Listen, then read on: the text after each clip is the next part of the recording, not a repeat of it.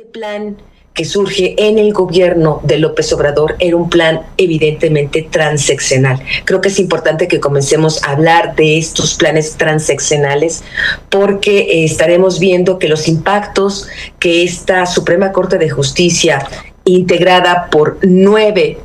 ministros, avalados directamente por el partido Morena, menos esa es la visión preliminar de lo que se puede hablar de la conformación y cómo López Obrador es el gran vencedor, aún con la baja población, aún con todas los asegúnes y cómo seguramente les hubiera gustado tener una mayor votación, aún así, aún con todo, López Obrador es el gran vencedor en esta votación, primera votación para elegir ministros de la Suprema Corte de Justicia que definirán en muchos sentidos el destino de este país.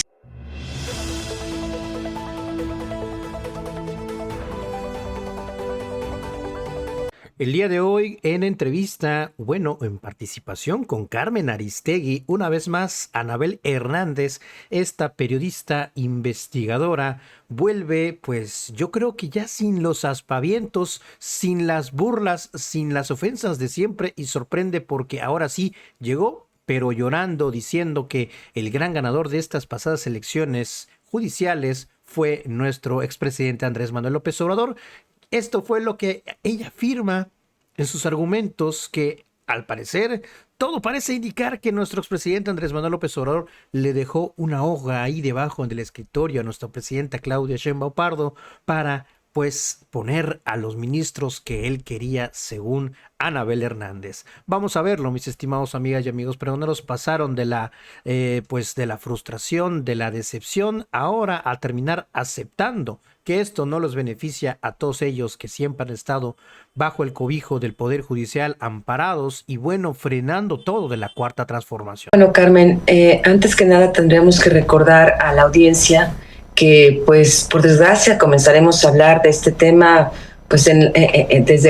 desde que se aprobó esta reforma judicial y durante los próximos 12 años, Carmen, que es lo que durará esta Suprema Corte de Justicia de acuerdo al artículo 94 de la Constitución, si no me equivoco. Entonces estamos hablando realmente de un daño, de una situación que por desgracia no es pasajera, ni siquiera es sexenal. Estamos hablando desde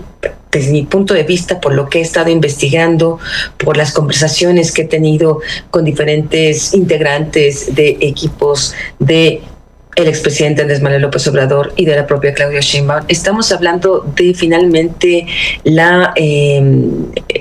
cómo se ha concretado lo que es un plan transeccional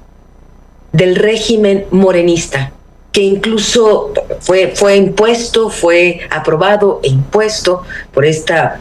pinta muy cuestionada mayoría morenista y aliados conformada por el Congreso. Recordemos que es así como ocurrió después de las elecciones del año pasado presidenciales. Al obtener una supuesta mayoría aplastante en el Congreso, es así que se concreta esta reforma, la aprobación de esta reforma judicial y su promulgación por parte de Andrés Manuel López Obrador con el aval de Claudia Sheinbaum. Y bueno, este plan que surge en el gobierno de López Obrador era un plan evidentemente transeccional. Creo que es importante que comencemos a hablar de estos planes transeccionales porque estaremos viendo que los impactos que esta Suprema Corte de Justicia, integrada por 9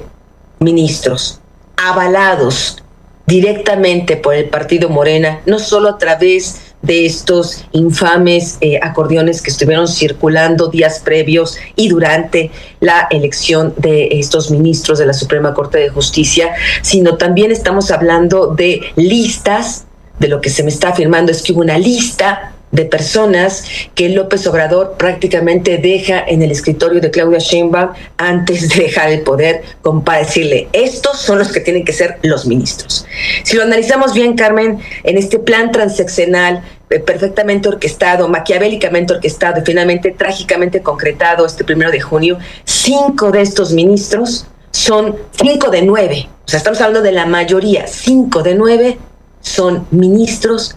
que son total y 1000% fieles a López Obrador. Ni siquiera estamos hablando fieles al partido Morena, no estamos hablando fieles o incondicionales a la presidenta en turno, estamos hablando de 5 ministros absolutamente incondicionales a López Obrador. Son los 5 ministros que para López Obrador era indispensable que estuvieran así, no para hablar de un plan de la Cuarta Transformación, no para hablar a ver qué es lo que su ciudadanía quiere, no, es para poder concretar este plan transeccional. Creo que esta elección que vimos este 1 de junio es la primera prueba más tangible, más clara de cómo efectivamente todo lo que se decía, López Obrador no quiere dejar la presidencia de la República, todo lo que se especuló en su momento, recordás, incluso se hablaba, va a cambiar la Constitución para reelección, etcétera, etcétera. Bueno, eso que se especulaba, eso que se pensaba, si quería o no mantenerse en el poder, ahora con esta elección del 1 de junio nos queda perfectamente claro. Estos 5 ministros incondicionales creo que ya son Vox Populi. Si revisáramos el currículum de cada uno, podríamos concretar fehacientemente que en verdad son gente absolutamente incondicionales. Hugo Aguilar, quien será el presidente y ministro de la Suprema Corte, Lenia Batres, Yasmín